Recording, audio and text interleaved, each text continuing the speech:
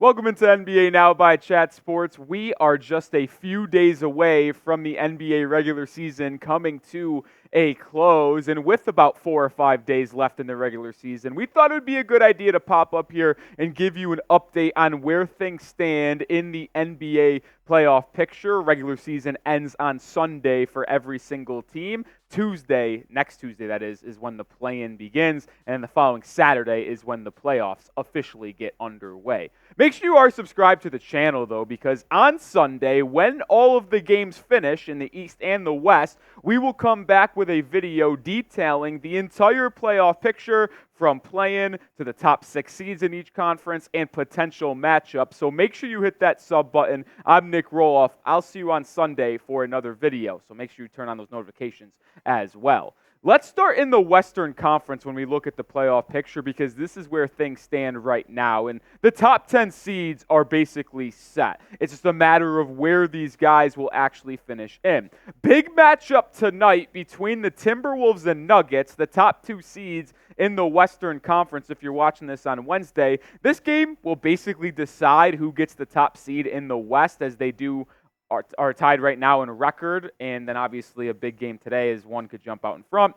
Thunder at the 3 spot, Clippers 4, Mavericks 5. Mavericks are kind of slotted into that 5 if you look real quick at the West, because they're 2 games behind the Clippers, but 2 games ahead of the Pelicans, so it would take either a disaster clash from the Clippers down the stretch or a disaster from the Mavericks down the stretch for them not to end in that 5 spot. And then you look at the play-in right now. It's very, very close, but this is where things stand right now. Phoenix has that 7 spot. How crazy is it that I know a lot of injuries throughout the year, but D-Book, KD, Bradley Beal, that team ends up in the 7 as of right now. The Kings are right there at the 8, but the Lakers are right behind them. I think it's just a half a game between the 8 and 9, and then you've got Steph Curry and the Golden State Warriors at that 10 spot. And if you are new and don't really understand what the play-in is, well, let me break it down for you. The winner of the 7-8 game plays the 2 seed. So if things stand right now and we're perfect, and this is where we are on Sunday, the winner of the Kings and Suns game would play the 2nd seed, which is the Denver Nuggets. The loser of that game plays the winner of the 9-10 game, which would be between the Lakers and the Warriors, and then that team who wins would play the 1 seed, which is the Timberwolves. So I'm sorry if that doesn't make a lot of sense, but there is a lot of moving parts here. It's very simple. The 7-8 game, they play the 2 seed.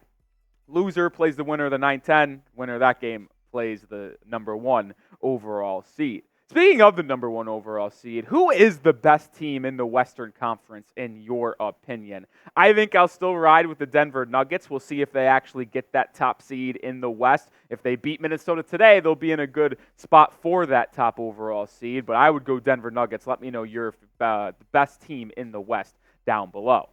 Let's talk about what some of the playoff matchups would look like if things stood as it is now. The 3rd-seeded Oklahoma City Thunder, who have a fantastic record. They're only 1 game back of Denver and Minnesota, by the way, so there is still an outside chance that the Thunder could end in the 2 seed. Unlikely that they get the 1 seed, because one of those teams who wins between Denver and Minnesota will be obviously still ahead of Oklahoma City, but they would be taking on the Pelicans in the 3-6. And if this matchup actually played out in the postseason, I think the Thunder, those young guns, Shea, Chat, Jalen Williams, I think they would be able to take down the Pelicans. I like New Orleans with Trey Murphy, Herb Jones, B.I., Zion, McCollum as well, but I just think that Thunder team has so much firepower, and if you were scripting a first-round matchup for OKC to ensure they get to the 2nd round, I actually think this would be it. This would be a great series, but I think Thunder would take it in 5 or 6.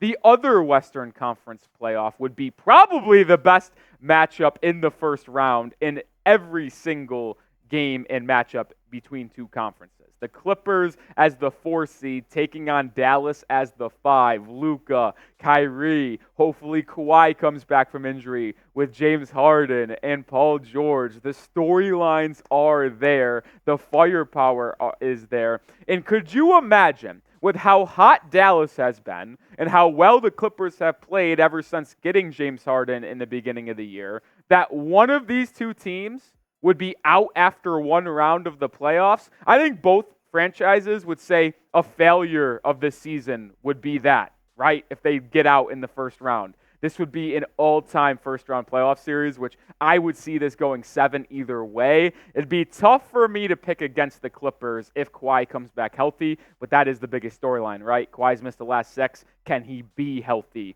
for the Clippers?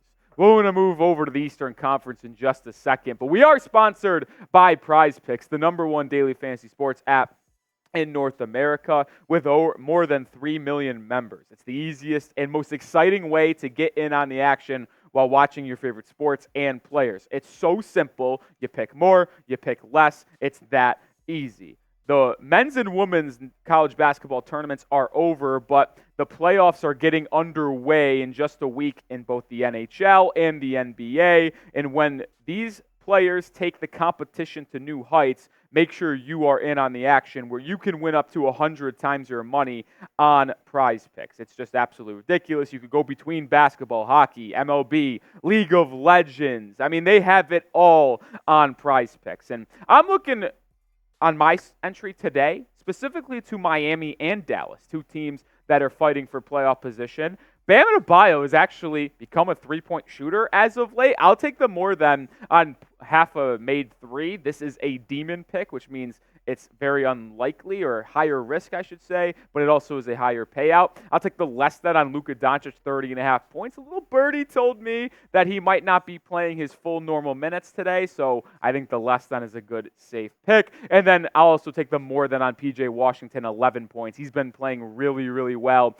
for the Mavericks over their 15-2 run. I imagine that continues against Miami today. They also have quick withdrawals and easy gameplay with an enormous selection of players and stat types, which make playing daily fantasy so much fun on PrizePicks. So download the app today and use code CLNS for a first deposit match up to $100. You could also get in the description and comments of today's video. Click on the link, prizepicks.com/CLNS, code CLNS. Remember, it's so easy to play. Pick more, pick less.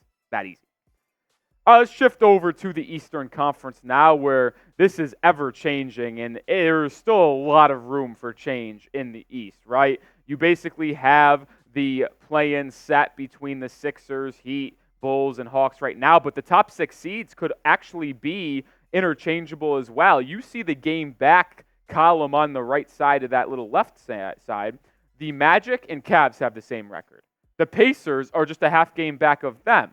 But they're all just 1 or 1.5 games back of New York, who also just trails Milwaukee by a game. There is a lot of moving parts in that left side. But there's also a scenario where a couple of those teams move out of the top 6. The Orlando Magic, who just lost to the Rockets the other day, played Philadelphia and Milwaukee twice in their final 3. If they go 1-2, they can easily be jumped and they get moved into the play-in by Miami or Philly if they get hot. The East is going to be the most volatile conference out of the 2 in terms of things being still moving in parts. But as things currently stand, this is what the play-in looks like in the East. The Heat are the 8th seed, Philly is the 7, so the 76ers would host Jimmy Butler in Miami if the season ended today. The Bulls and Hawks would play in that 9-10 game, but I do have to note that this would be changed if Miami, who has 3 games left on their schedule,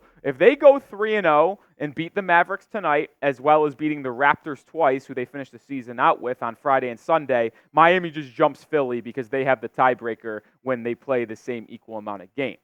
So, as we did with the first thing, we will tell you how it goes. And I actually did this backwards, so this is on me, hand up here. The winner of the 7-8 game would play the 2 seed, which would be the Milwaukee Bucks. The loser of that game plays the winner of Chicago and Atlanta, and they would play the 1 seed, which is the Celtics. Don't mind what's on screen. That's an ass backwards on me. But as I said, Celtics already clinched the 1. Milwaukee would be the 2 right now. But what say you? Who is the best team in the Eastern Conference? Got to say the Celtics, right? It's kind of hard to say Boston isn't the best team in the NBA. I'd still lean Nuggets in a 7-game series, but with how dominant Jason Tatum, Jaylen Brown, and the rest of that Boston team has been in the regular season, it's hard to not say they are the best team in the East. As we did with the West, let's look at how some of these playoff matchups would fare, at least right now. The third-seeded New York Knicks would take on the Indiana Pacers. This would be a fascinating matchup of two contrasting styles. Don't get it twisted. The Knicks can score the ball with Jalen Brunson, who's just been an absolute heater as of late. But the Pacers and Rick Carlisle like to get up and down, fast-paced, high-scoring games that are in the 130 to 120 range. And New York likes to muddy the waters and have it be a 110 or just hovering around 100. It would be a very fascinating matchup with two star point guards in Jalen Brunson and Tyrese Halliburton. There's also a little bit of bad blood between New York and Indiana, dating back to last season when the MSG Wally Zerbiak called Halliburton a fake all-star. Be a very interesting matchup. No Julius Randle for the rest of the year. Could the new-look Pacers with Halliburton and Pascal Siakam take down the Knicks? I think that series would go longer than expected. It would be a 6-7 series. I actually don't know who I'd pick if the season ended right now. Maybe the most, I don't know how I want to say this, but the most boring but interesting playoff series. You got the Orlando Magic out of nowhere this season, who have the 4 seed, but like I said, they could fall out of the top 6 altogether if they falter down the stretch, against Cleveland, who has been just horrific in the second half of the year as the 5 seed. They both share the same record right now. Orlando has the tiebreaker, but could Paolo Banchero take down Donovan Mitchell and Darius Garland and Evan Mobley? And if the Magic were able to get the first round win, which no one saw coming when you started the season, that probably pushes Cleveland to blow up their roster, as D-Mitch is expected to not sign a long-term extension. But if Cleveland is able to beat Orlando, then they just run into Boston either way. So if this series happened, it would be very much a toss-up for me in terms of who wins that series. But I'll tell you one thing, whoever won this series, assuming Boston did not get upset in the 1-8 game, I would think the Celtics sweep either of these teams, and each game might be a double-digit win if we're going to be real here. That'll do it for today's video. Make sure you are subscribed, as I mentioned off the top of the show. On Sunday, we will have the concrete playoff bracket set with the play-ins and times as well. So make sure you hit that sub button. Come back on Sunday by turning on those notifications so you get the full playoff picture in the NBA.